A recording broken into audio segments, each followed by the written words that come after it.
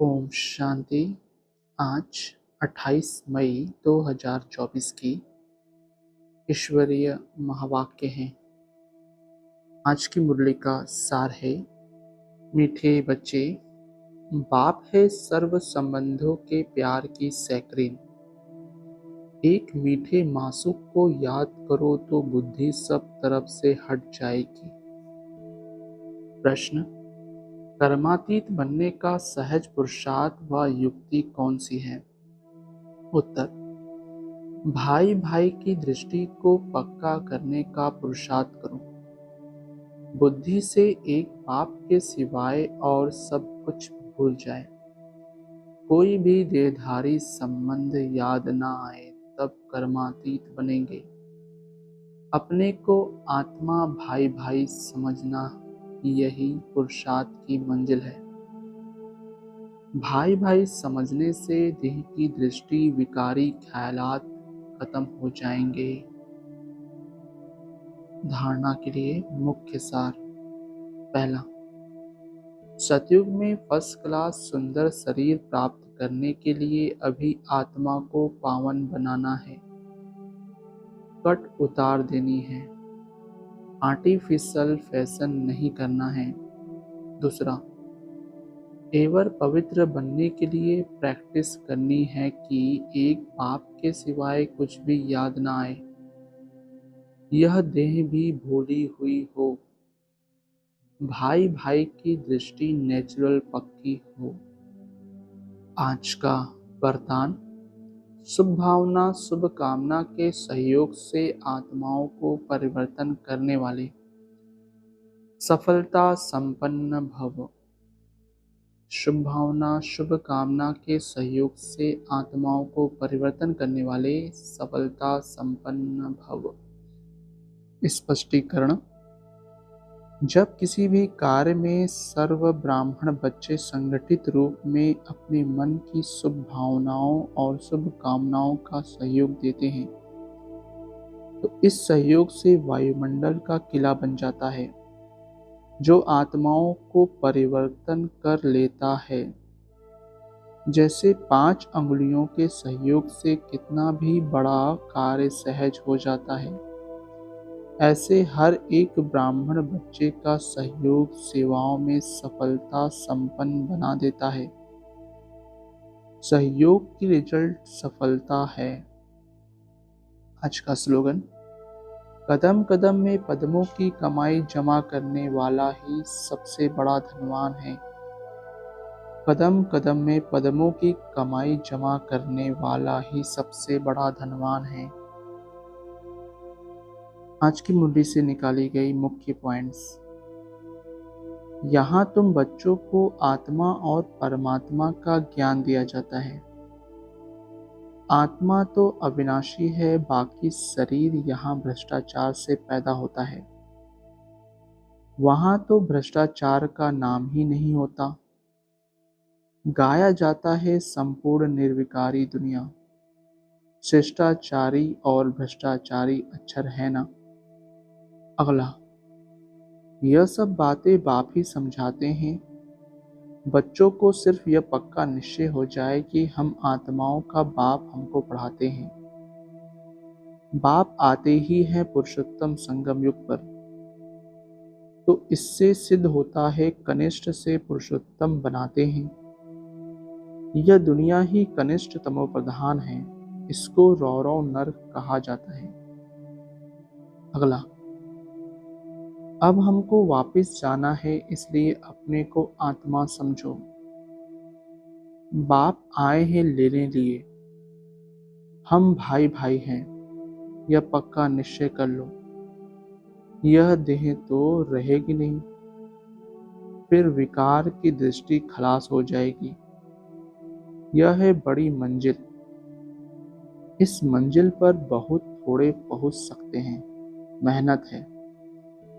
पिछाड़ी में कोई भी चीज याद न आए, इसको कहा जाता है कर्मातीत अवस्था। अगला, बाप कहते हैं अपने को आत्मा समझो। अब वापस जाना है, आत्मा आत्मा समझते रहेंगे तो फिर शरीर का भान नहीं रहेगा। स्त्री पुरुष की कशिश निकल जाएगी। लिखा हुआ भी है, अंत काल जो स्त्री सिमरे, ऐसे चिंतन में जो मरे। अगला, अपने को आत्मा समझो और सब तरफ से दिल हटाते जाओ।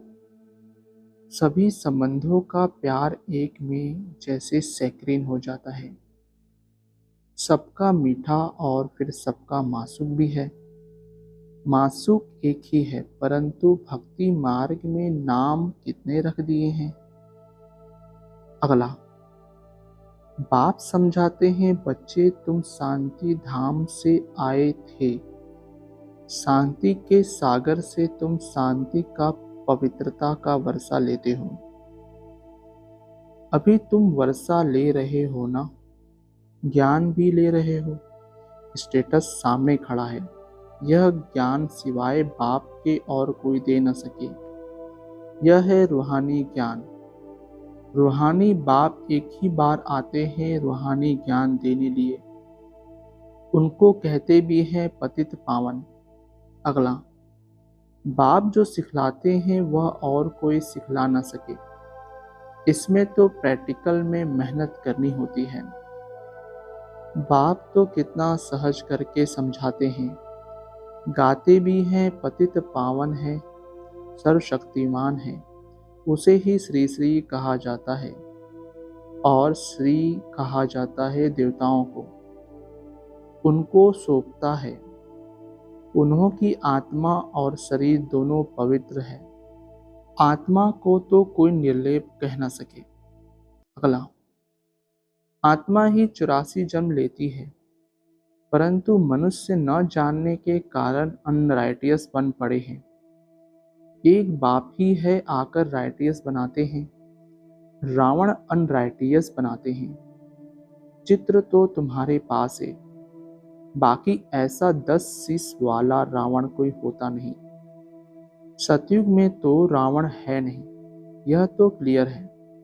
अगला, पत्थर बुद्धि हैं जो समझते हैं यहाँ हमको धन है, महल आदि सब है, यही स्वर्ग है। परंतु तुम जानते हो स्वर्ग तो है नई दुनिया।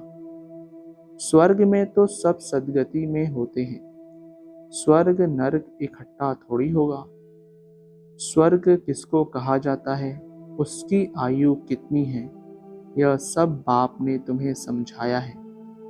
दुनिया तो एक ही है। नई को सतयुग, पुरानी को कलयुग कहा जाता है। अगला, तुम सुख जास्ती पाते हो।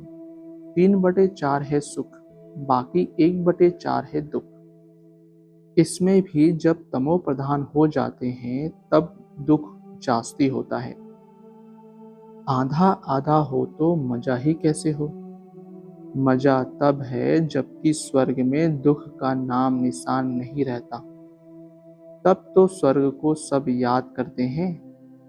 नई दुनिया और पुरानी दुनिया का यह बेहद का खेल है जिसको कोई जान नहीं सकता। अगला, भारत की महिमा को तुम बच्चों के सिवाय और कोई जानते ही नहीं। वंडर ऑफ दी वर्ल्ड है ना, उसका नाम है स्वर्ग। वह जो वंडर्स दिखाते हैं वह है सब नर्क के। कहाँ नर्क के वंडर्स, कहाँ स्वर्ग के रात दिन का फर्क है। नर्क के वंडर्स भी बहुत मनुष्य देखने जाते हैं। कितने ढेर मंदिर हैं। वहाँ तो मंदिर होते नहीं, नेचुरल ब्यूटी रहती है। हर एक को अपना अपना फर्स्ट क्लास बगीचा रहता है। फर्स्ट क्लास फूल होते हैं। वहाँ की तो हवा भी फर्स्ट क्लास होगी। गर्मी आदि कभी तंग नहीं करेगी। सदैव बाहरी मौसम रहेगा। अगरबत्ती की भी दरकार नहीं। स्वर्ग का तो नाम सुनते ही मुख पानी होता है। अगला, हमारा निवास स्थान भृकुटी है तो आत्मा को ही देखना पड़े। यह ज्ञान तुमको अभी मिलता है, फिर वहाँ ज्ञान की दरकार ही नहीं रहेगी। मुक्ति जीवन मुक्ति को पा लिया खलास। मुक्ति वाले भी अपने समय पर जीवन मुक्ति में आकर सुख पाएंगे। सब जीवन मुक्ति में आते हैं वाया मुक्ति। अगला, बाप कहते हैं एक दो को भाई भाई देखो, तीसरा नेत्र ज्ञान का तो मिला है। तुम आत्मा कहाँ निवास करती हो? आत्मा भाई पूछता है, आत्मा कहाँ रहती है? तो कहते हैं यहाँ भ्रिकुटी में। यह तो कॉमन बात है। एक बाप के सिवाय कुछ भी याद ना आए, पिछाड़ी में तो शरीर भी ऐसे बाप की याद में छूटे। यह प्रैक्टिस पक्की करनी है। अच्छा, ओम शांति मीठे बाबा, शुक्रिया बाबा। ओम शांति ब्राह्मण परिवार, ओम शांति।